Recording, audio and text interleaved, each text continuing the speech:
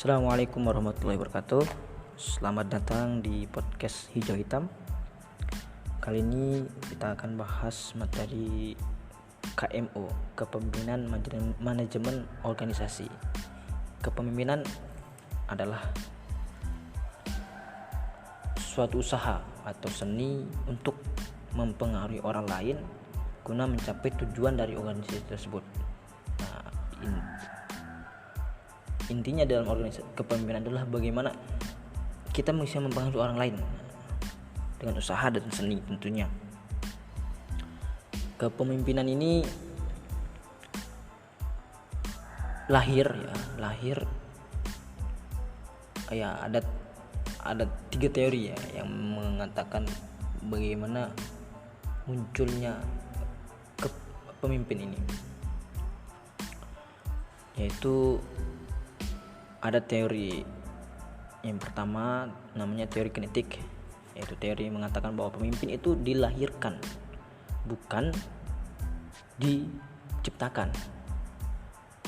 Nah, artinya pemimpin itu adalah bawaan sejak lahir.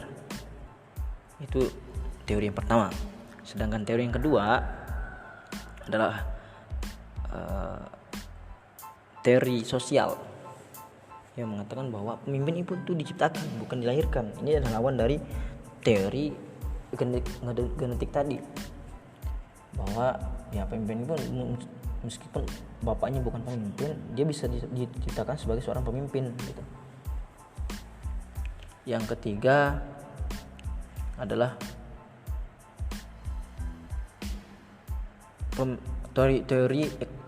teori ekologis, teori yang menggabungkan antara teori genetik dan teori sosial. Nah, bagaimana teori ini dia mengatakan bahwa ya pemimpin itu memang ada pengaruh dari orang tuanya, bahwa pemimpin itu dilahirkan, kemudian akan bagus lagi ketika pemimpin itu diciptakan. Jadi lingkungannya itu ada gitu.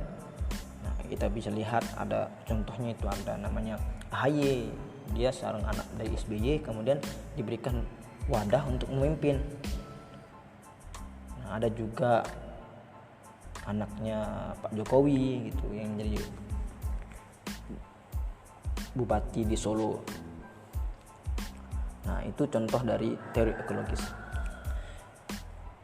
Nah, tapi di sini kita harus bedakan teman-teman, apa perbedaan antara pemimpin dan pemimpin dan pimpinan ya. Pemimpin itu adalah seorang yang bisa mempengaruhi orang lain tanpa harus memiliki jabatan. Sedangkan pimpinan itu dia mempengaruhi orang lain karena dia punya jabatan. Nah, bisa saja dalam suatu kelompok itu ada pimpinan tapi dia tidak bisa memimpin gitu. Artinya dia ada pimpinan tapi dia tidak bisa mempengaruhi orang lain. Nah, sedangkan misalkan ada orang itu dia bukan pimpinan tapi dia bisa mempengaruhi orang lainnya, dia disebut sebagai pemimpin. Nah, ada dalam kepemimpinan itu ada banyak tipe ya teman-teman. Ada namanya tipe karismatik, kemudian ada tipe laissez-faire, paternalistik, otoriter, demokratis. Itu tipe-tipe. Nah, tipe-tipe ini juga yang memiliki kelebihan dan kekurangan ya. Dan kalau misalkan contohnya tipe karismatik. Nah, tipe karismatik ini kelebihannya ya dia tanpa memerintah itu dia bisa langsung diikuti. Nah, jadi dengan wibawa, dengan karismanya itu dia mampu mengajak orang lain, mampu mempengaruhi orang lain untuk mencapai tujuan yang ingin organisasi yang dicapai gitu, yang diinginkan. Nah, kekurangannya dalam tipe ini ya rakyat yang dipimpin itu akan menjadi feodal, akan menjadi mengikuti ya taklid lah, mengikuti tanpa tahu apa sih yang diikuti itu benar apa tidak, itu dia tidak tahu. Kemudian yang kedua ada namanya tipe otoriter. Nah, tipe otoriter ini adalah tipe yang ada. Kalau kekurangannya ya dia memimpin seenaknya saja gitu. Dia membuat kebijakan, keputusan itu berdasarkan pemikiran sendiri gitu. Memutuskan sepihak tanpa melibatkan anggota-anggota di bawahnya. Nah, kelebihan dari tipe otoriter ini adalah ya tidak membuang waktu banyak-banyak gitu. Tidak membuang waktu yang banyak karena dia bisa langsung memutuskan perkara itu dengan cepat. Ya, karena tidak melibatkan yang lain. Nah, kelebihannya ketika dia memimpin orang-orang yang tidak bisa dipimpin orang-orang yang tidak bisa diajak berpikir. Nah, itu pentingnya tipe otoriter gitu. Dengan memimpin masyarakat yang notabene-nya ya tidak bisa memberikan pendapat-pendapat yang bagus. Notabene-nya yang tidak bisa berpikir baik gitu. Maka disitulah dibutuhkan namanya tipe otoriter. Dan juga tipe otoriter ini dibutuhkan ketika masalahnya genting, masalahnya harus membutuhkan keputusan yang cepat. Kemudian lawan dari tipe otoriter ada namanya tipe demokratis. Demokratis ini ya, tipe yang kelebihannya adalah ya membuat kebijakan dibuat itu adalah hasil dari musyawarah bersama gitu. Hasil dari musyawarah mufakat, melibatkan semua pihak sehingga keputusannya tidak ada yang kemudian merasa tercederai. Nah, tapi ada kekurangannya akan membuat kebijakan yang lama, kebijakan yang prosesnya lama karena harus musyawarah di sini sana dan lain-lain. Nah, ketika dia memimpin orang-orang yang tidak bisa berpikir, yang tidak bisa memberikan pendapat yang bagus, maka ya di situ akan lama. Itu ya. Kemudian ada tipe paternalistik. Tipe paternalistik ini tipe yang ya kalau dari segi namanya kan kebapaan. Bagaimana sifat bapak itu? Sifat bapak itu adalah sifat yang khawatir terhadap anaknya, terhadap anggotanya. Nah, maka tipe ini lebih cenderung ke mengawal ya, ketika misalkan memberikan tanggung jawab kepada anggotanya atau bawahnya, dia ikut mengawal bahkan sampai eksekusinya karena merasa khawatir nanti anggota atau anak bawahnya itu tidak bisa melakukannya gitu. Maka dia ikut mengawal bahkan sampai ikut mengeksekusi. Nah, kekurangannya tidak bisa membuat bawahannya atau anaknya itu kreatif karena ya harus terus dibimbing, harus terus dibina. Nah, itu lawannya adalah tipe laissez-faire. Laissez-faire ini cenderung ke tipe yang ya menganggap bahwa bawahannya atau anak buahnya itu ya bisa melakukan gitu, sehingga dia memberikan tanggung jawab, udah selesai, tinggal nunggu jadi gitu. Kelebihannya tadi membuat anak atau bawahannya menjadi kreatif, berkembang. Kemudian sedangkan kelemahannya ya program atau tujuan yang dicapai itu belum tentu bisa dicapai gitu, belum tentu bisa terjadi karena tadi dia lepas tangan dia memberikan tanggung jawab, tinggal nunggu jadinya. Nah, itu belum pasti bisa berhasil gitu. Itu adalah tipe-tipe kepemimpinan. Nah, kemudian tipe-tipe kepemimpinan tadi ya. Nah, tipe-tipe itu semua memiliki tadi kan memiliki kelebihan dan kekurangan, maka ada nama teori sosial, teori institusional. Teori institusional ini teori yang ya semua tipe-tipe tadi itu bisa dipakai dengan kondisi yang dihadapi.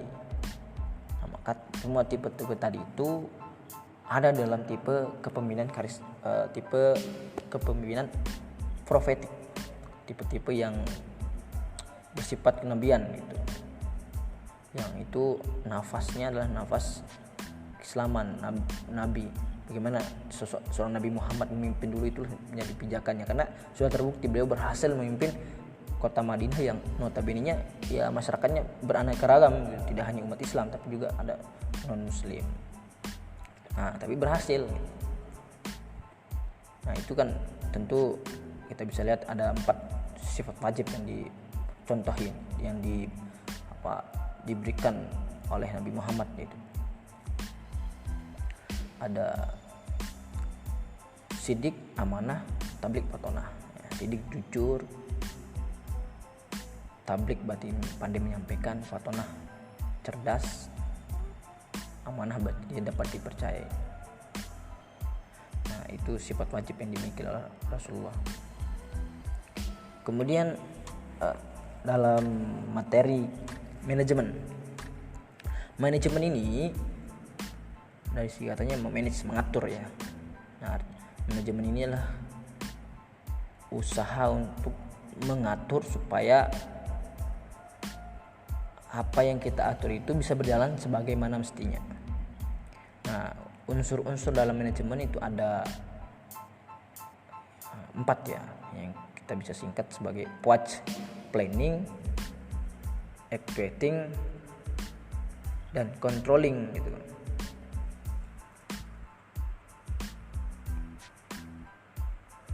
Nah, planning ini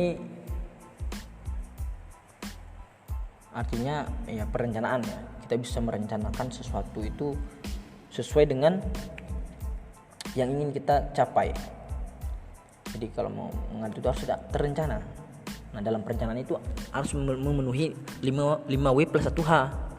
5W plus 1H itu maksudnya adalah what, apa kegiatan yang ingin dilakukan, terus where, di mana kegiatan itu ingin dilakukan, kemudian when, kapan, terus siapa ya, kemudian who, bagaimana. Jadi apa, kapan, siapa, di mana, dan itu bagaimana kegiatan itu. Nah, itu semua harus terjawab dalam proses perencanaan.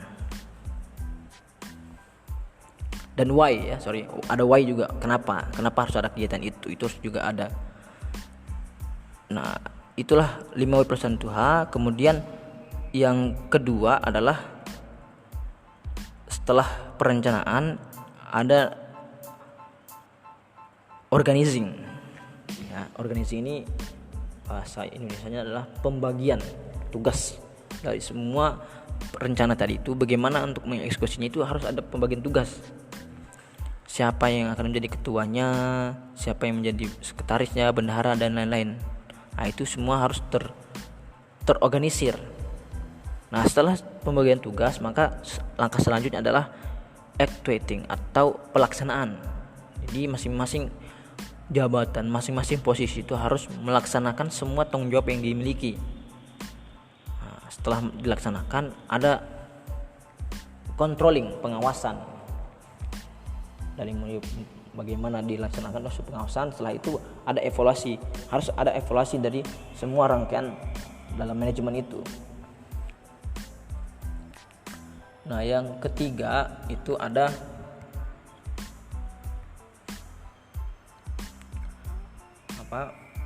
organisasi. Organisasi ini maksudnya artinya sekelompok orang ya yang bekerja sama untuk mencapai tujuan yang diinginkan, tujuan organisasi yang diinginkan. Nah, maka organisasi ini ya harus ada orangnya gitu. Maksud saya organisasi ini ya tidak bisa sendiri. Dia adalah dua atau lebih orang yang bekerja sama, bersinergi untuk mencapai tujuan dari organisasi yang itu. Nah, ada banyak macam-macam organisasi ya, ada komunitas, paguyuban, terus organisasi, kelompok. Nah, dari 3 itu, dari kepemimpinan, manajemen, dan organisasi ini harus terintegrasi. Nah, ya bukan harus, memang terintegrasi. Bagaimana analoginya? Analogi dari terintegrasi ini adalah